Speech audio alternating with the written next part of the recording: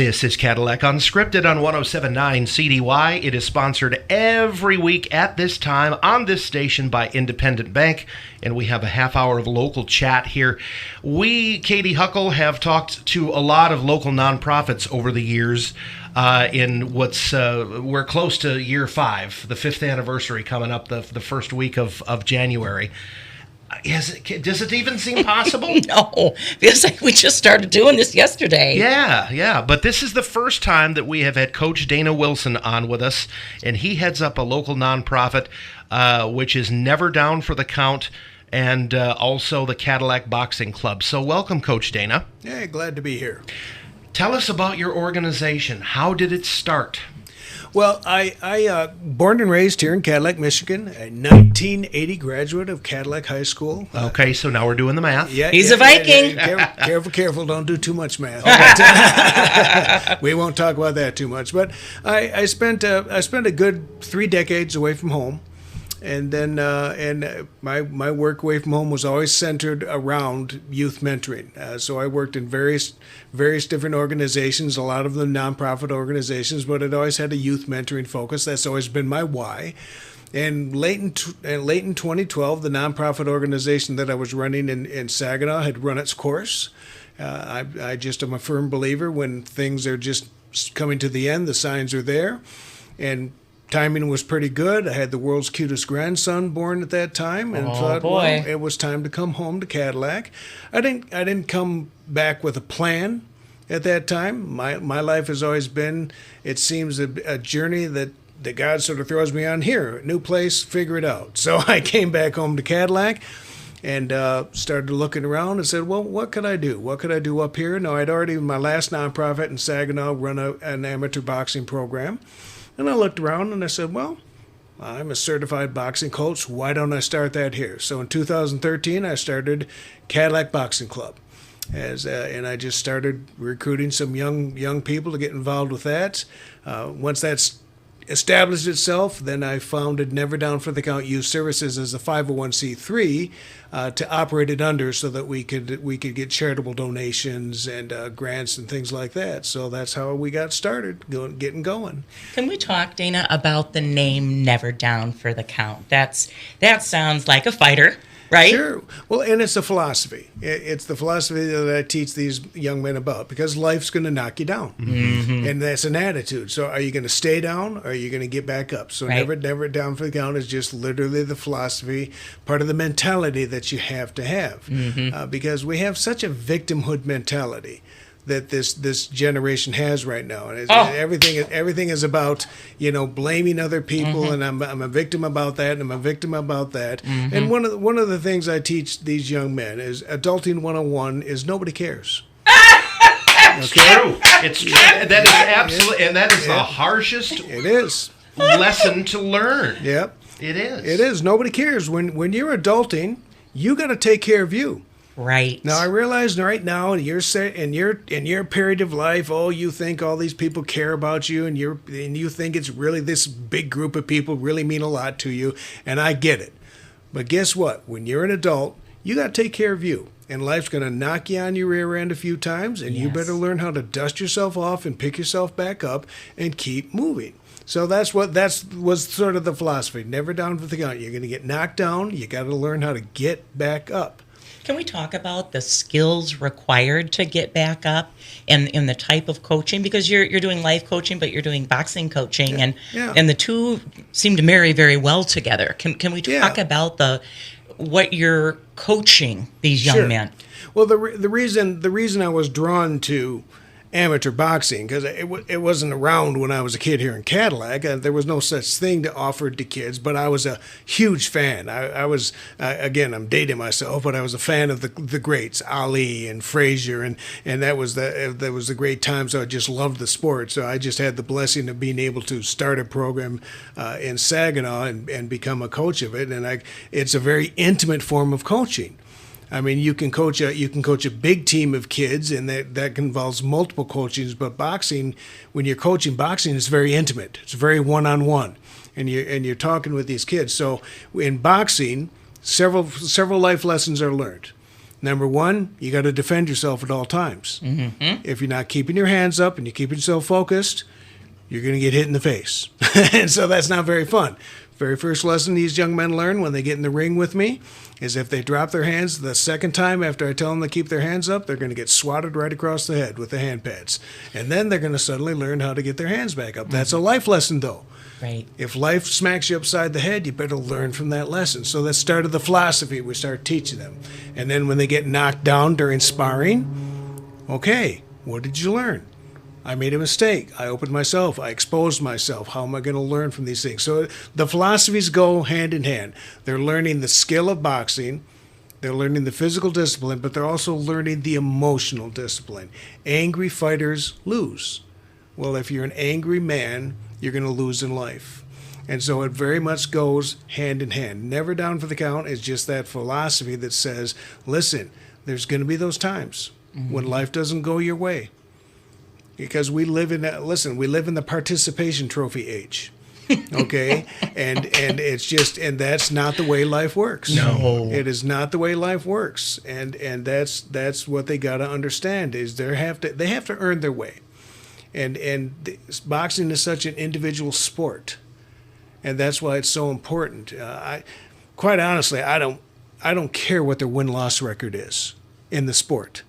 20 years down the road, their kids aren't going to care what their amateur record was. They can lie through their teeth. I don't care what their amateur record was. What the content of their character as a man, that's what's going to matter. What they learned, who they became as a man, that's what's going to matter.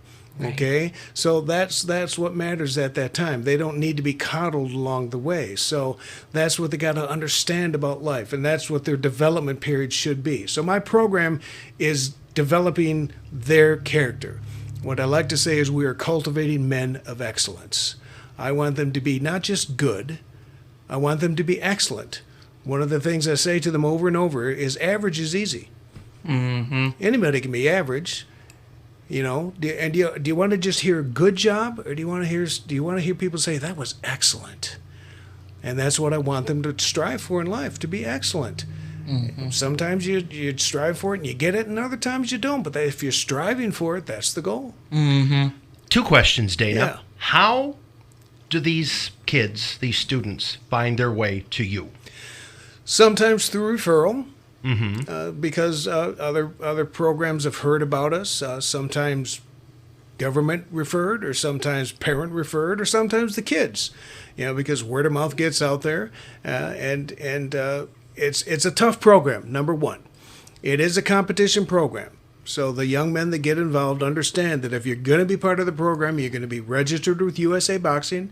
My program is a registered USA Boxing program. I'm a registered USA Boxing coach. So simply by the nature of that, they have to get registered with USA Boxing as part of the insurance coverage of the program.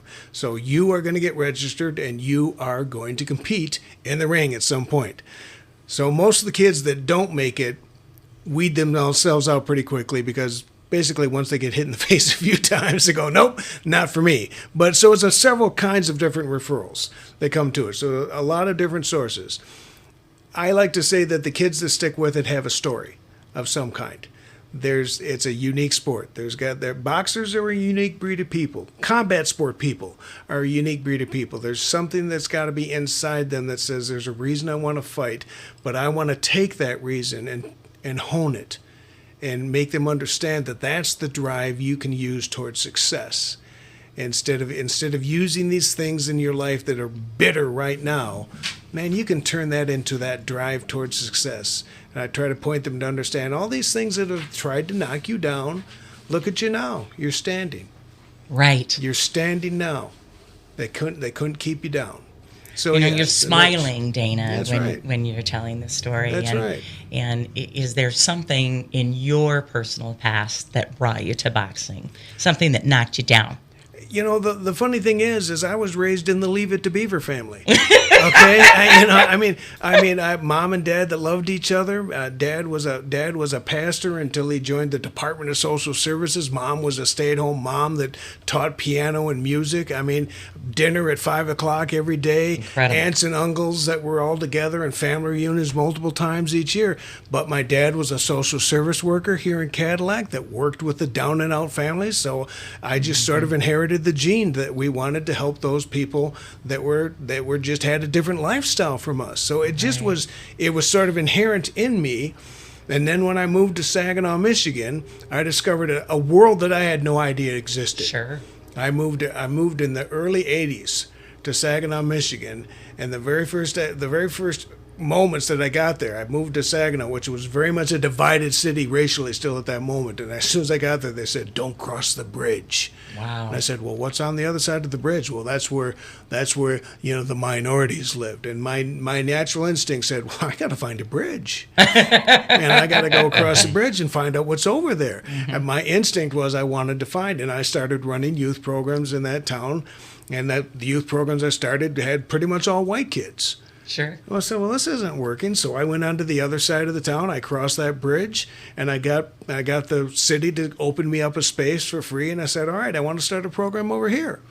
It just was in my nature. Mm-hmm. So I've always wanted to reach out to the kids. I've always wanted to reach out and give these young people opportunities. It's just been in my nature to just say, to pick people up, give them an opportunity. Let's talk about fostering young men. It's a jaw-dropping number. Could you tell our listeners how many young men you have fostered over the years? Well, in about 3 decades, I've ended up taking in a little over 40 young men, and so was just a natural part of the process. That some of them were for a period of weeks to months to years, mm-hmm. And so it was just natural. If you want to mentor young people. Well, how much more can you give of yourself than to bring them into your home? Right. And then and if a kid's in foster, then obviously they're in a difficult circumstance. And let's be honest, the foster care system is tough. Yes. And there's horror story after horror story. The very first foster care recruiting meeting I went to, I had to grit my teeth and clench my fist underneath the table. Because one of the families there, the first question they asked, "Well, how much money are we going to get?" Mm. And that's not why you should do it.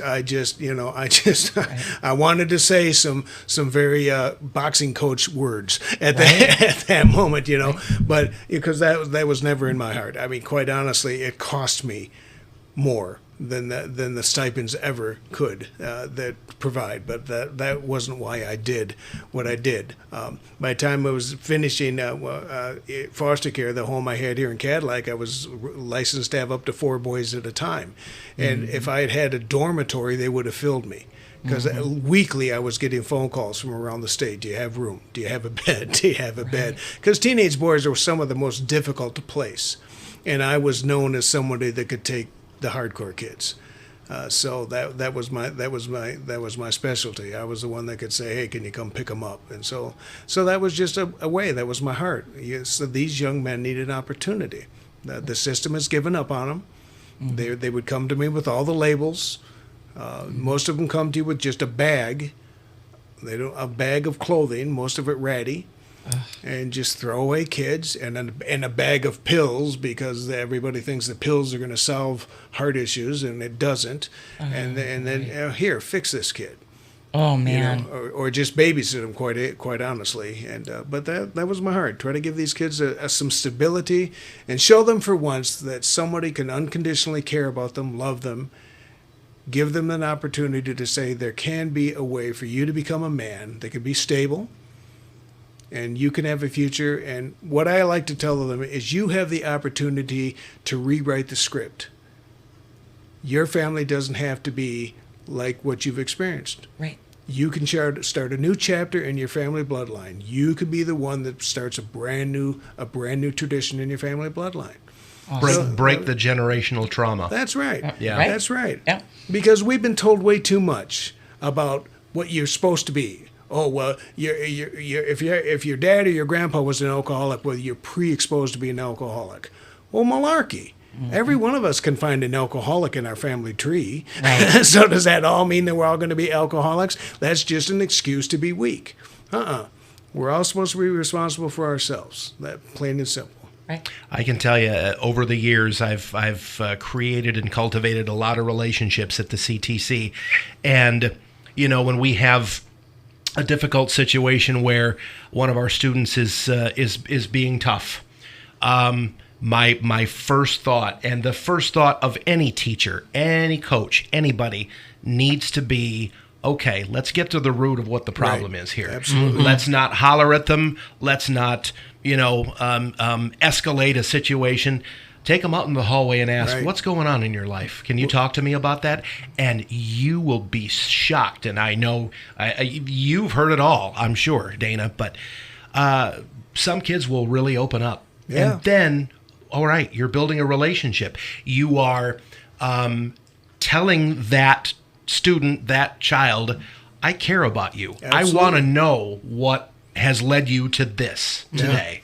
So can you give some examples maybe of some past fosters that you've had who've gone on to be productive members of society? I'm sure you've got a lot of proud stories. Well, I could give a lot. I mean, I've had young men go into the military and do wonderful jobs. I mean, one of the last young men I took in Saginaw before I moved up here, he was a character, and Mama had no control over him anymore. I mean, he stood 6'2", 165 pounds ripped, and he got involved in my boxing program down there.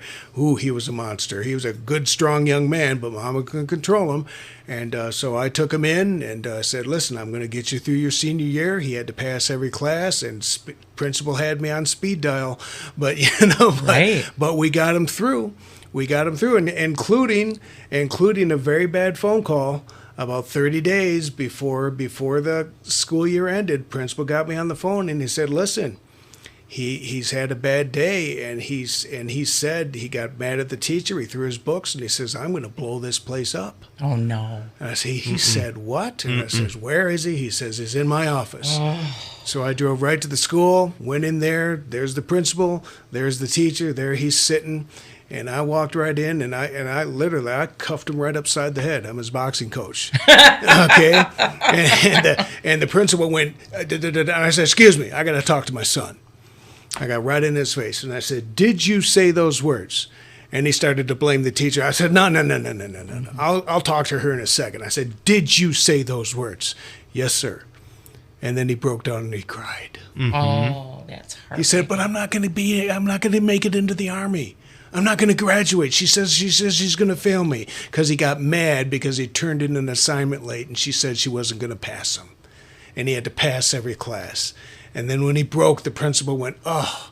Principal suddenly saw what was going on. Sure. Because there was a history that was going on between him and the teacher. But sometimes you have to dig to get to that point. You had to dig to it, and then we worked it out. We got everything figured out. Okay, all right, we're going to do this. You're going to do this. You're going to do this. You won't be able to walk for graduation, but blah, blah, blah. Right. He graduated. 30 days later, off to the military he went after graduation. But if you wouldn't have shown up at school that day, Dana, right, he wouldn't have gone on. Right, he needed that man to be there and to be tough. Yeah. Then to be tough. Listen, but young men don't need to be coddled that moment. He didn't need somebody to sit down and say, okay, where's your safe space? You needed somebody to get tough, because young men need that strong man at that moment and that opportunity. He needed that cuff upside the head that said, "What? Wake up! What are you doing?" Now, there's moments that young men do need that tender moment to say, hey, okay, let's break it down. And there's other moments, because, again, when life is hard, you got to get up. Right. There's the time for the tears, but there's the times you got to say, okay, life's kicking my tail. I better get up, get moving. I can have my moment in a while, but right now I got to deal with this and deal with it now. So I've had moments like that, and one of my last two foster boys, I had a kid that come to me that should have only lived with me for 3 months if his mama had just done what the system wanted her to do, but she never did, and he ended up living with me for 6 years. Incredible. And he was the first kid in his family to graduate from high school, and then the first kid to go to college. So, those are the types of things that you want to see. And then the kid right after him got him through high school, got his CNA through CTC, and is heading to become a male nurse. So, Okay. those are the things, right? If you can take these young men in and just give them that stability, that's what it's all about. And I could give tons of stories, but those are, that's just what it's about. How much patience does it require, Dana? Because these are kids who will likely push you or will push you away, push your buttons. Oh, yeah. And a lot of these kids are kids who have never had an adult that they could rely on in their life. So it becomes very difficult for you to earn that trust. Oh, yeah. And I understand that. And of course, one of my advantages is, as a coach, is understanding that it's not about me. Mm-hmm. Mm-hmm. So when they're angry, you're not angry at me. You might be venting your anger at me, but it's not about me. Like a few years ago, I had a young man in my gym that had Tourette's, and he had the Tourette's rage, and so he would just literally rage out, and I would just stand there and just let him blow, because he needed to rage at that moment, But we got him through all sorts of great things, because somebody could just let him rage out, right? There's moments you just got to let him go and just understand, because then when the storm is over. And they realize, well, wait a second, I threw everything I had at this guy, and he's still here. Mm-hmm. Because their history was, let's all yell at each other and reject each other, because that was the moment they were expecting somebody to reject them. Because in the foster care system, most of the time, that's when families are on the phone saying, I don't want this kid anymore. Can't do this anymore. Mm-hmm. I don't want this kid anymore. Mm-hmm. Let's get rid of him. Mm-hmm. And I'm like, I'm in this, sorry, but you can't out-stubborn me. I think you brought a different level of accountability because of the coaching. Sure. And understanding what's making each of these young men tick. And it's an investment, and that's what I do through the boxing program. I'm investing in these young men, and I'm asking them to make a commitment to be part of the program, and the ones that stick with it. My goal is, number one, you're going to graduate from high school. And you're going to have a plan once you graduate from high school. It's basic 4 simple tracks. You're going to go to college if it makes sense. If you need a college degree, if your track says I need some type of degree for what my why is, you're going to go to trade school.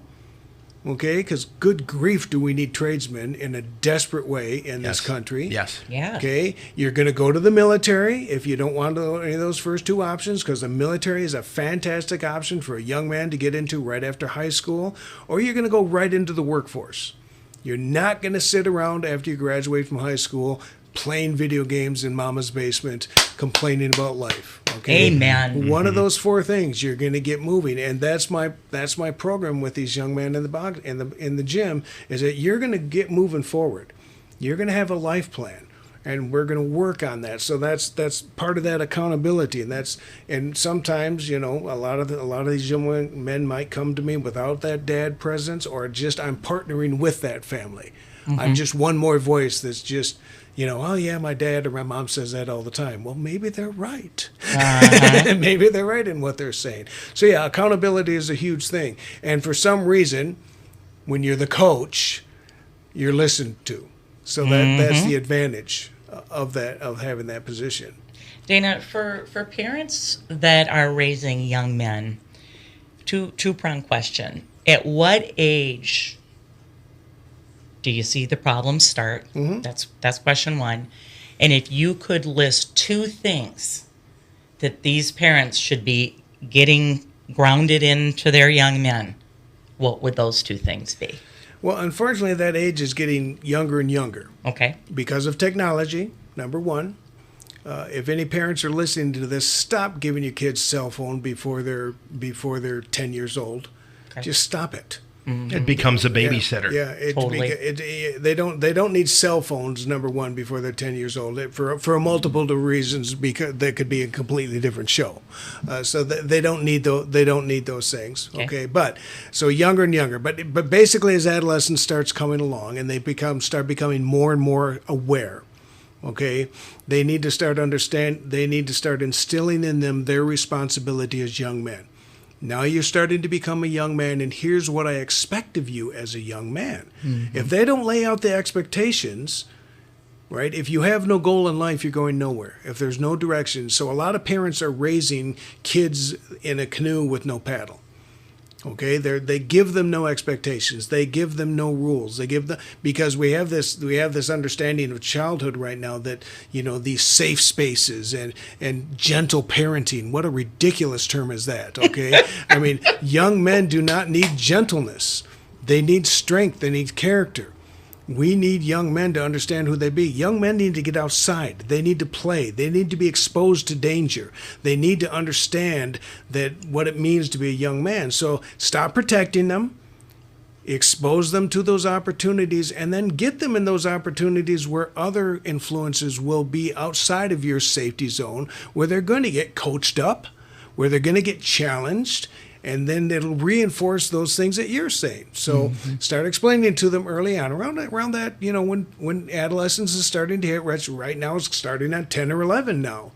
That adolescence now, in our society, is starting to hit. Start giving them those expectations and start giving them the rules, because, when they're children, the 8-year-olds aren't cleaning their rooms properly, even though they should be telling them how to. So, start giving them those expectations. Start setting those rules. Start setting those goals, and just know. And parents, if you don't know how to do those things, then ask. Get involved with some programs that can help. Because that's another thing that, quite honestly, we just have some parents that just, let's be honest, we have a generation of parents now that weren't raised by parents. Sure. So, there's a lot of questions going on, right? There sure are. Authority resistance. Oh yeah. Can we talk about that? Sure. And that's why boxing is a good teacher for these young men, right? Because again, there's the lesson. Boxing 101. Keep your hands up. Pay attention to me. If you drop your hands, you're going to get smacked. They drop their hands, boom, they get hit with the handpan. Okay, you're going to listen to me. You're going to pay attention, right? And it's natural for a young man to want to resist authority. That's part of being a man. I know better than you, right? And so we need to teach them what it means to understand that there's a time that you can obey and have to understand the authority, and there's a time that you can resist because somebody's wrong, and there's a difference between the two. So if somebody is telling you to do that something is wrong, for instance, if your peers say, hey, everybody's doing it, that's the time for you as a man to stand up and be strong and say, no, that's not who I am as a man, and I'm going to say no. Okay, that's the resistance you need to have. There's your strength.